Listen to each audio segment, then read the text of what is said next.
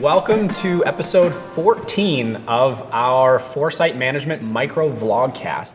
This episode, I want to take a little bit and talk about some trends we're seeing in the world around finance. So at the beginning of the year, this is right before COVID, a guy named Larry Fink from BlackRock came out, and you may not know, but BlackRock is one of the biggest asset managers in the globe. And they came out and basically said, climate risk is financial risk. So basically the uncertainty associated with climate also spills into risk associated with finances. And this was a huge statement, and what we've seen is a lot of things trickling down from there, and many organizations are realizing if we have a sustainability plan, this is great, we need to be marketing it, and if we don't, a lot of organizations are saying, wow, I really need to get my act together and figure this out. What are, based on that, what are you seeing in the market? Are you starting to see like organizations really taking this serious? Kind of what are you seeing?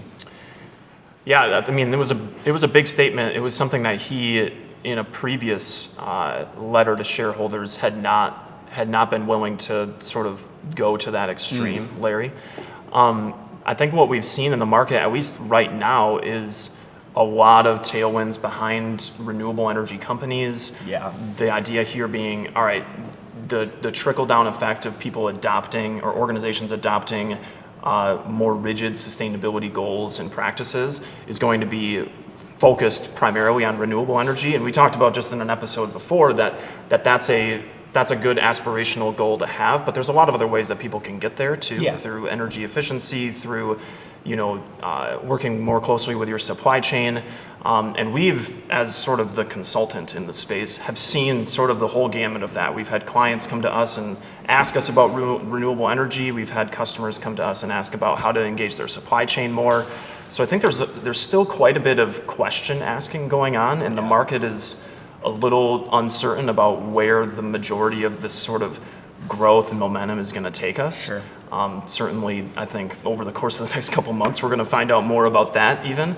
But I think there's more questions, honestly, than there are answers, other than people are like, all right, we got to figure out something. And those questions that they're asking run a pretty wide gamut. I would definitely echo that sentiment. And also to add on to that, I see a lot of public-facing companies asking this a lot more. So a lot of companies that may sell direct to consumers, publicly traded organizations, they are asking those questions that you're referencing quite a bit. Yeah. That they seem to kind of be at the forefront. I think they have the most at stake with a brand that resonates. The other trend that I think I'm seeing a little bit is around sustainability is organizations are struggling to report the metrics. I think that's the big step, the big first step that organizations need to take.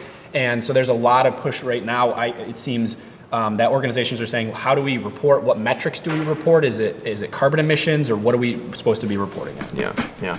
No, that's smart. Yeah, we'll find out more, I'm sure, down the road. But that was episode 14.